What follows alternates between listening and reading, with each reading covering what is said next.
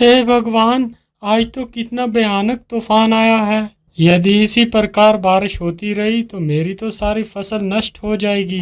प्रकाश एक बहुत ही सच्चा और ईमानदार व्यक्ति था। वो अपने बूढ़े माता पिता के साथ इसी घर में रहता था। पूरी रात जोर जोर से बारिश और तूफान होता रहता है।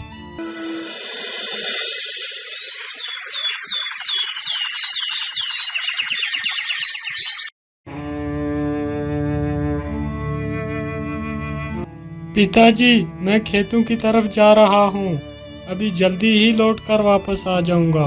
इतना बोलकर प्रकाश वहां से खेतों की ओर निकल जाता है।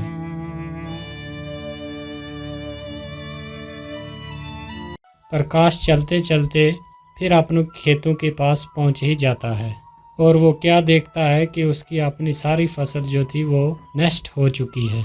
हे भगवान, ये क्या हो गया? अब मैं क्या करूंगा? मेरी तो सारी फसल नष्ट हो चुकी है।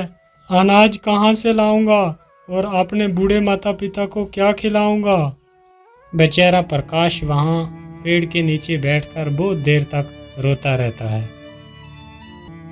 हे भगवान, मेरे परिवार का सहारा बस ये खेत ही था। आज वो भी नष्ट हो गया। अब मैं क्या करूंगा? अब तो यहाँ रहकर मैं अपने माता पिता का पेट नहीं भर पाऊंगा।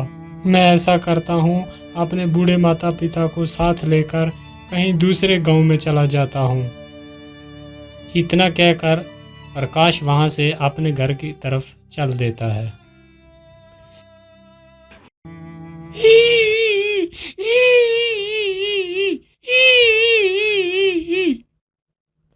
अरे, ये आवाज किसकी है?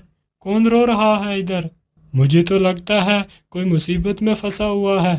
एक बार जरा देखूं तो सही, कौन है ये? फिर प्रकाश उसी ओर चलने लगता है जिस तरफ से वो आवाज आ रही थी। और प्रकाश देखता है लोमड़ी अपने घायल बच्चों को देख देख कर रो रही है। जो बच्चे बिल्कुल अभी छोटे थे, चलने के लायक भी ना थे। अरे लोमड़ी, तुम क्यों रो रही हो? और तुम्हारे इन बच्चों को क्या हो गया है? अरे भैया, मैं तुम्हें क्या बताऊं, इस तूफान ने तो मेरा सारा घर ही उजाड़ दिया। अभी कुछ दिन पहले ही मेरे बच्चों ने जन्म लिया था। अभी ये चलने के लायक भी नहीं है। तूफान ने हमारा ये हाल कर दिया। अरे लोमड़ी, तुम दुखी मत हो, मैं तुम्हारी कुछ मदद कर देता हूँ। मैं तुम्हारे बच्चे को दवाई लगा देता हूँ जिससे जख्म बहुत जल्दी भर जाएंगे, और मैं तुम्हारा ये घर भी थोड़ा ठीक कर देता हूँ। प्रकाश की ये बात सुनकर लोमड़ी की थोड़ी जान में जान आई। प्रकाश जल्दी से जाता है और कुछ दवाई की पत्तियाँ तोड़कर लाता है और जल्दी ही उन घायल बच्चों के घावों पर लगा देता है। और फिर वो जल्दी से वो गिरा हुआ पेड़ जो था जिसमें वो रह रहे थे उसे सही जगह पर। ये देखकर लोमड़ी बहुत ज़्यादा खुश हो जाती है। हे दयालु इंसान, तूने मेरे परिवार को मरने से बचा लिया। तुम बहुत अच्छे आदमी हो। मैं तुम्हारा ये एहसान कभी नहीं भूलूंगी। अच्छा लोमड़ी, अब मैं चलता हूँ। अरे रुको भैया, तुमने मुझे मुसीबत से निकाला, लेकिन मैं देख रही हूँ तुम्हारे चेहरे पे बहुत उदासी है। क्या कारण है? तुम इतने परेशान क्यों हो? अरे मैं क्या ही बताऊँ, जिस जालिम तूफान ने तुम्हें कष्ट दिया है, उसी जालिम तूफान ने मेरा भी खेत जो था वो सारा तबाह कर दिया है, और उसी फसल से मेरी सारी उम्मीदें थी। अब वो फसल भी सारी नष्ट हो चुकी है। अब मैं क्या करूँगा? खाना कहाँ से लाऊंगा और अपने बूढ़े माता पिता को क्या खिलाऊंगा? मेरे पास खेती के सिवा दूसरा कोई साधन भी नहीं है। अब तुम ही बताओ, मैं क्या करूं? अरे मेरे भाई, आप दुखी मत हो। आपने इतनी हमारी मदद की है तो मैं भी आपकी एक मदद कर देती हूँ। मैं तुम्हें एक खजाने का रास्ता बताती हूँ जिसकी वजह से तुम्हारी गरीबी हमेशा के लिए खत्म हो जाएगी। लेकिन वो खजाना है कहाँ? वो खजाना तुम्हें नीलगिरी की पहाड़ियों में मिलेगा। याद रहे, वो खजाना देखकर तुम्हें ज्यादा लालची नहीं बनना। अगर तुम्हारे मन में ज्यादा लालच आई तो वो खजाना तुम्हें नहीं मिलेगा। ठीक है, मैं तुम्हारी बात को याद रखूंगा। अच्छा, मैं चलता हूँ। इतना बोलकर प्रकाश खजाने की खोज में निकल पड़ता है। प्रकाश चलते चलते बहुत ज्यादा थक गया था और उसे भूख भी बहुत लगी हुई थी। अरे, मैं तो चलते चलते बहुत ज्यादा थक गया हूँ और मुझे भूख भी बहुत लगी है। यहाँ तो आसपास कुछ भी नजर नहीं आता। मैं ऐसा करता हूँ कि कुछ आसपास ही खाने को ढूंढता हूँ, शायद कुछ खाने के लिए मिल जाए। इतना सोचकर प्रकाश खाना ढूंढने लगता है।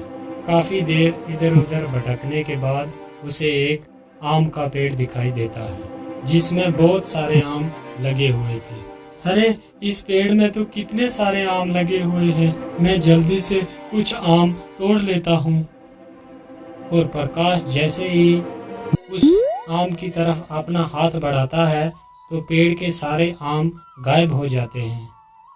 ये देखकर प्रकाश बहुत ही हैरान हो जाता है। अरे, ये क्या हुआ? अचानक से वो सारे आम कहाँ गायब हो गए?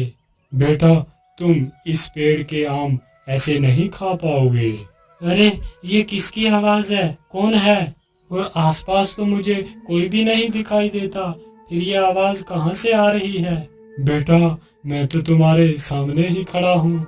मैं एक पेड़ हूँ, लेकिन क्यों पेड़, मैं तुम्हारे फल क्यों नहीं खा सकता? बेटा, इंसानों ने हमें बहुत सारे कष्ट दिए हैं। हमने इंसानों के लिए क्या कुछ नहीं किया। उन्हें आपने स्वादिष्ट फल खिलाए और हम खुद धूप और बारिश में तकलीफ उठाते रहे। लेकिन तुम इंसानों को अपनी छाया में बिठाया, लेकिन बदले में तुम इंसानों ने हमारे लिए क्या किया? तुमने बारी बारी सारे पेड़ काट दिए हैं, जिसकी वजह से आज इतनी कड़कती धूप पड़ रही है। इसका कारण सिर्फ तुम ही हो और इस गर्मी की वजह से हमें भी पर्याप्त पानी नहीं मिल रहा। इसकी वजह से हमारी तने भी सूख रहे हैं आहिस्ता आहिस्ता। अगर ऐसा ही चलता रहा तो जल्दी ही पृथ्वी का विनाश हो जाएगा। यदि इस विनाश को रोकना है, यदि कोई व्यक्ति एक पेड़ किसी मजबूरी के कारण काटता है तो उसके बदले कम से कम उसे 3 पेड़ लगाने होंगे, तभी हम इस पृथ्वी को सुरक्षित रख सकते हैं। लेकिन पेड़, मैं इसके लिए क्या कर सकता हूँ? बेटा, मैं तो किसी के पास जाकर ये बात नहीं बता सकता, लेकिन ईश्वर ने तो तुम्हें पैर दिए हैं। तुम हर एक व्यक्ति तक ये संदेश पहुंचाओ। ऐसा करने के लिए क्या तुम तैयार हो? तभी मैं तुम्हें फल खिला सकता हूँ। हाँ हाँ पेड़, ठीक है, मैं आपके इस संदेश को हर आदमी के पास पहुंचाऊंगा। प्रकाश की ये बात सुनकर पेड़ बहुत खुश हो जाता है और जल्दी से अपने कुछ फल नीचे गिरा देता है और प्रकाश उन फलों को उठाकर तुरंत खाने लगता है। फलों को खाकर प्रकाश आगे जाने लगता है।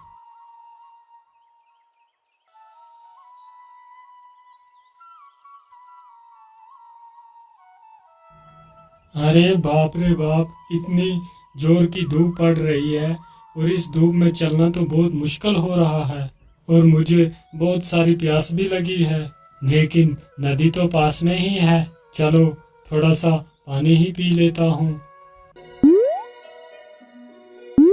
पानी पीकर जैसे तो सारी थकान दूर हो जाती है। अरे, पानी के भीतर ये क्या है जो इतना चमक रहा है? और प्रकाश अपना हाथ उस पानी में डालता है और जल्दी ही उस चमकते सिक्के को बाहर निकाल। अरे, ये तो सोना है, लेकिन इस नदी के भीतर ये सोना आया कहाँ से? वो नदी उसी नीलगिरी पहाड़ी से होकर गुजरती थी, जिसकी वजह से कभी कभी सोना उस नदी में बहकर आ जाता था। इसका मतलब ये नदी नीलगिरी पहाड़ी से होकर आती है। चलो जल्दी से मैं गुफा के पास जाता हूँ।